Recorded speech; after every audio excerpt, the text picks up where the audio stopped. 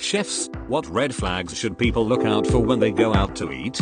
If a restaurant has a huge menu, it's all frozen. Cisco, it's what's for dinner.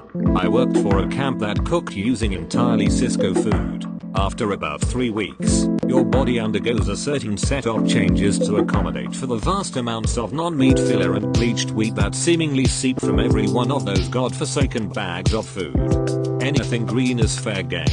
Leaves, moss, particularly shiny green canoes. I've seen people eat twine for fiber, anything to alleviate the terrible hollow feeling within you.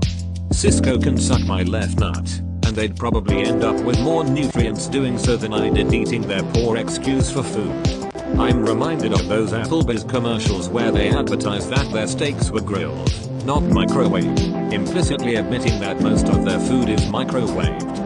I work at Applebee's. We microwave only a few foods, and of those all of them are vegetables. Microwaving the veggies perfectly steams them in a fraction of the time. When the menus are super dirty and never clean, that means everything is super dirty and never clean. Waffle House. Ex-Waffle House cook. This is true. The stores where they give a shit, they follow the Waffle House Bible and clean them.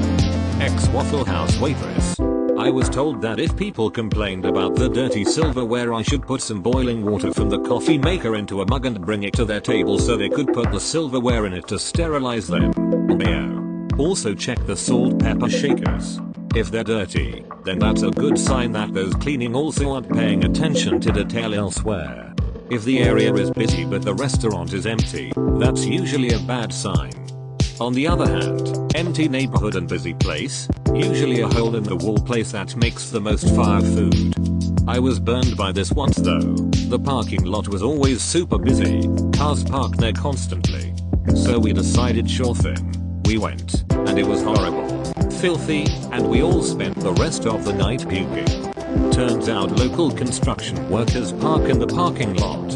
Ask where your oysters come from. If they don't know, you don't want them. Works for most seafood. The ocean. Can you be more specific? The Pacific or Atlantic?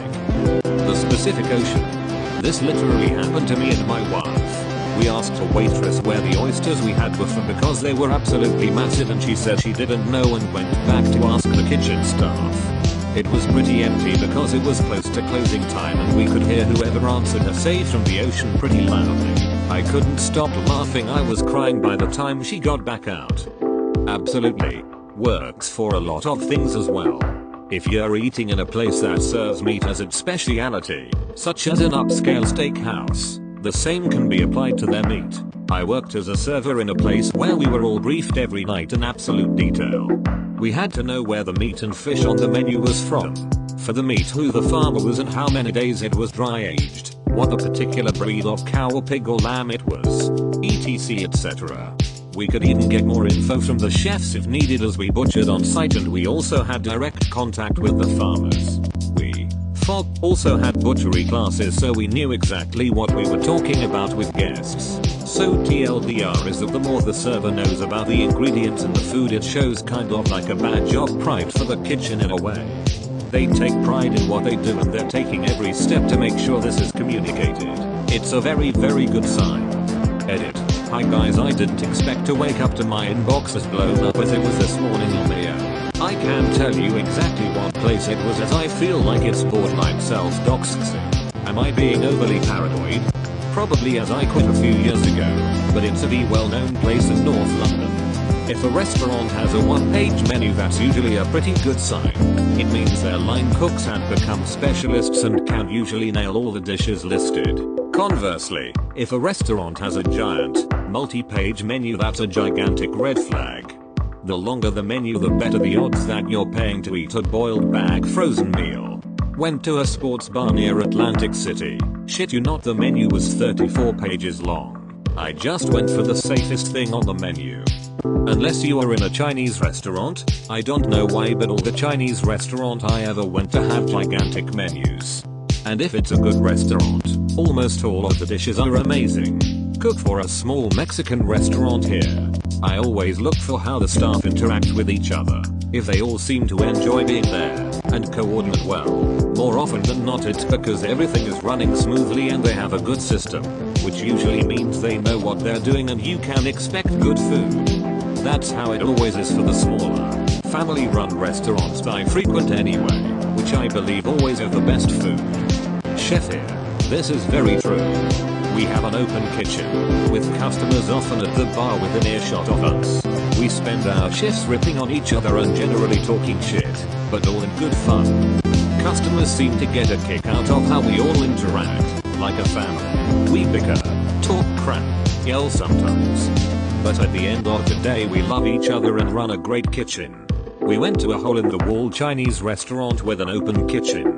This is the type of place where the menu is in Chinese with poor English translations underneath almost as an afterthought. We were the only non-Asians in the place.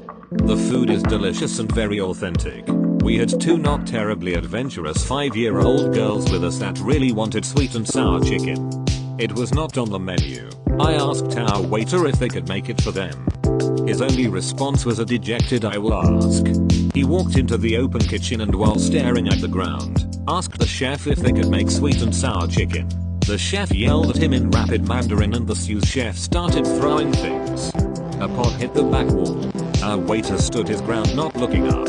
I stood up and caught the chef's gaze and pointed to the two wide-eyed girls sitting there. The chef immediately calmed down and nodded okay. And 10 minutes later our waiter brought out the best damn sweet and sour chicken the girls ever ate. That's an amazing story. The way you tell it almost seems like that waiter had been asked for American-style Chinese food so often that he knew what the person running the kitchen would say. But as a waiter, it's his job to accommodate you. Hope you tipped him well. Working in the culinary industry is so much different than people might think. It's not so simple. Tensions can run high in a commercial kitchen. I used to work at a locally popular deli, no chefs or anything. However, the whole staff ended up to really click and integrated into our larger friend circles.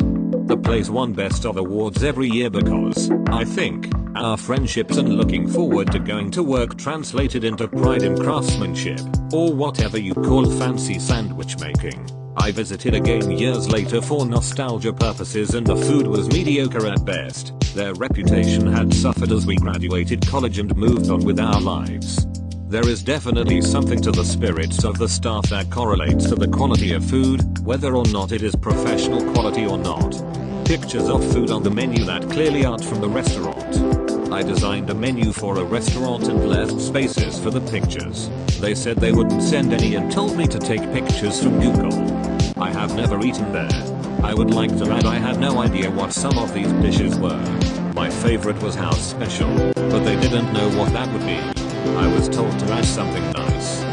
Food photography isn't easy to do well. Staging the dish to look attractive, taking the photo before the stuff cools down too much, appropriate background, color balance and lit well, etc.